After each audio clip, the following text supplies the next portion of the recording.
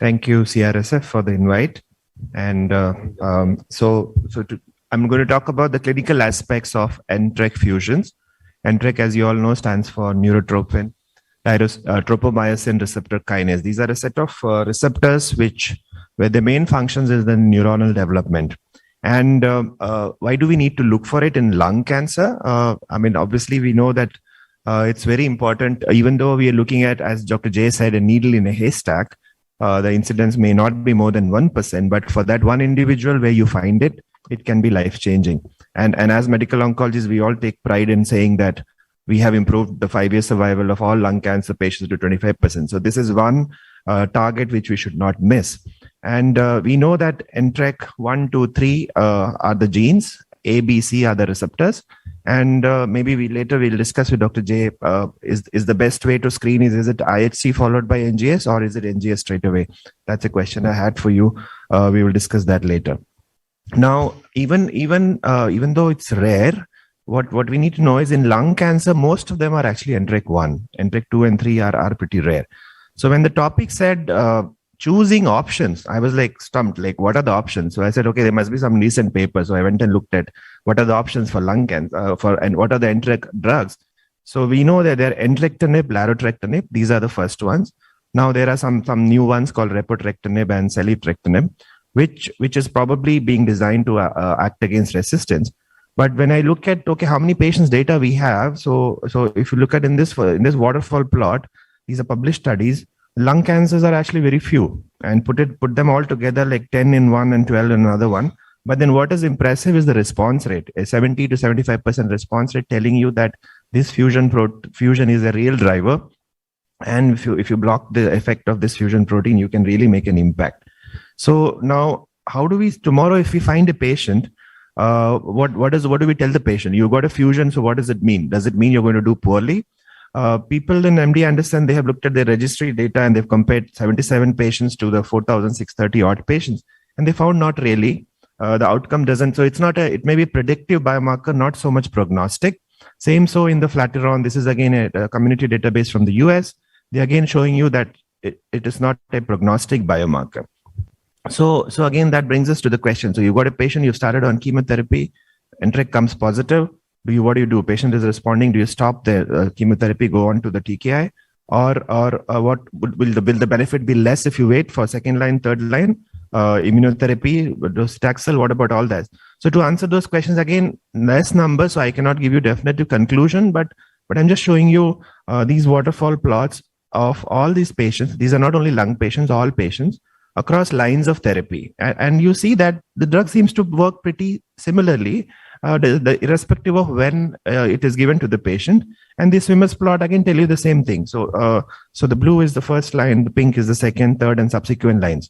So and it's very heartening to see that the overall treatment duration is not in weeks, but it's in months.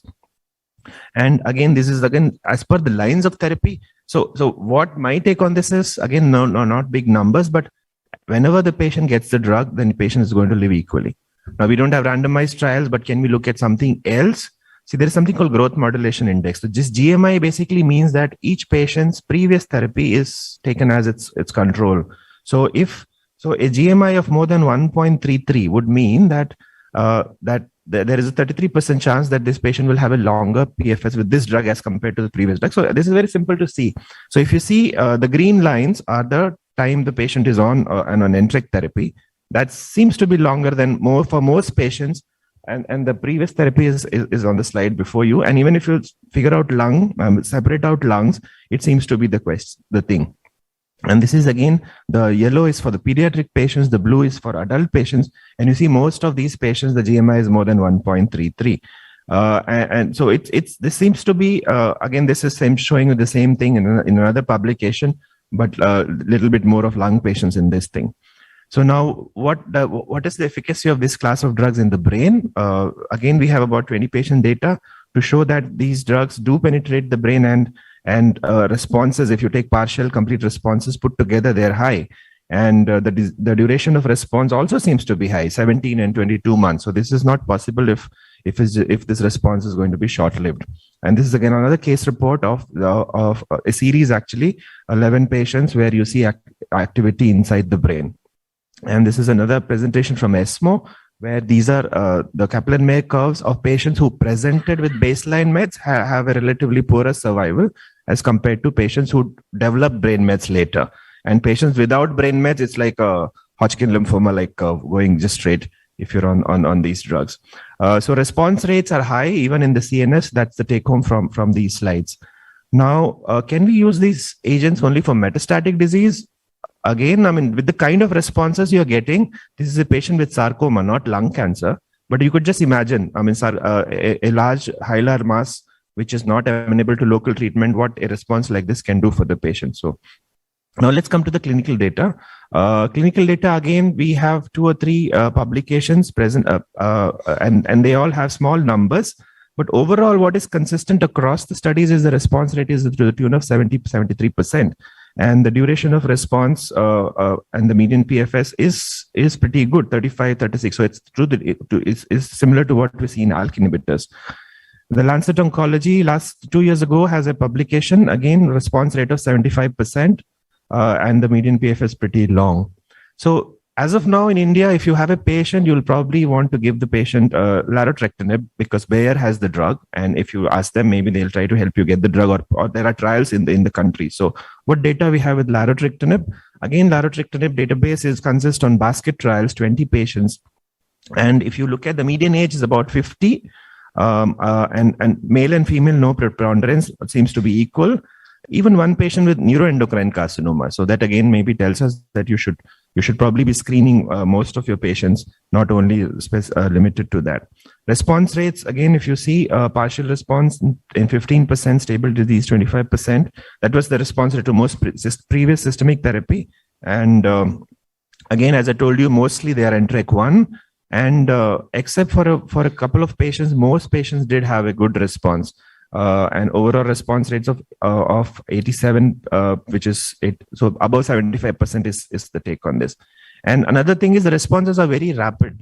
On the first scan, when you see, you will find a response in most of these patients. So as you see the square dots, it is at 2 months time. So median overall survival 40 months looks quite good with this class of drugs. And but patients with CNS disease don't expect that median overall survival. It's about 17 months. Now coming to toxicity, even though, I mean, these are proteins required for development and of neuronal systems, but most of the toxicities are very non-specific. Hypersensitivity, myalgia, weight gain, those are the common ones. Thankfully, no grade 4 toxicity here, and then you get this hepatitis and liver enzymes, which you need to watch out for. So a well-tolerated drug, not too much of a problem.